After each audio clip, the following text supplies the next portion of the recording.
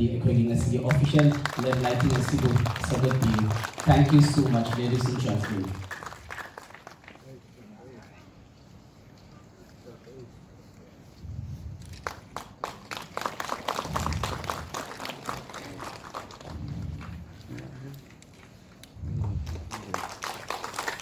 Congratulations to the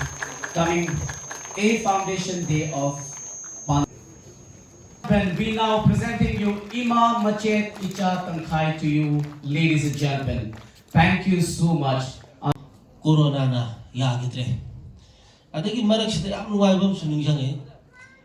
Ada isida ojiki January, February ga sai sida film si kaganam bahoba sai sida. Sumayam kana kani ngangne.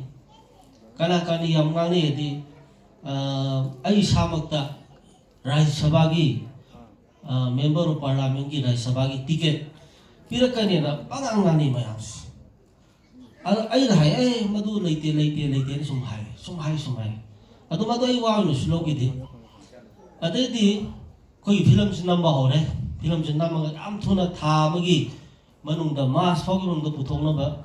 tawsi na taw sida e koi gi yoksang ore yoksang manung da ai gi ticket se hai ba taw ba engo da ticket se pisale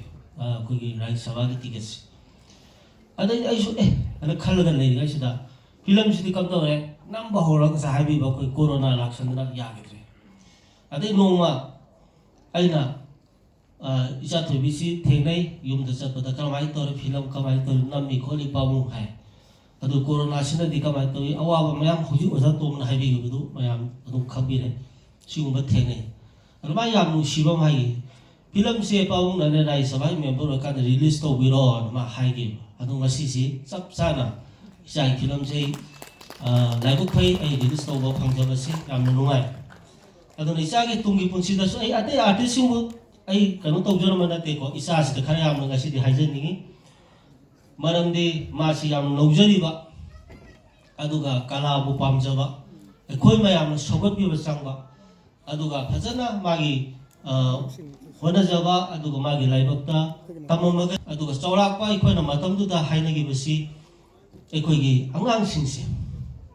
angang su hoden su film da he na me sen ubi gani adu aina su loina li thok jaba su madu hauna de film release tau koi gi yeng ding ada loi li thok pa su nuai ba thabang na te dona maru na ni khitak panjening basi ekoi gi isa sing inau sing haune ba sing se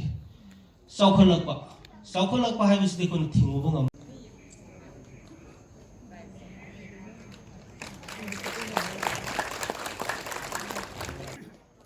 Joy Vidya Ningthozam. Ladies and gentlemen, a big round of applause again for Somal Isram. Next, Joy Vidya Ningthozam ki mathang da same sabi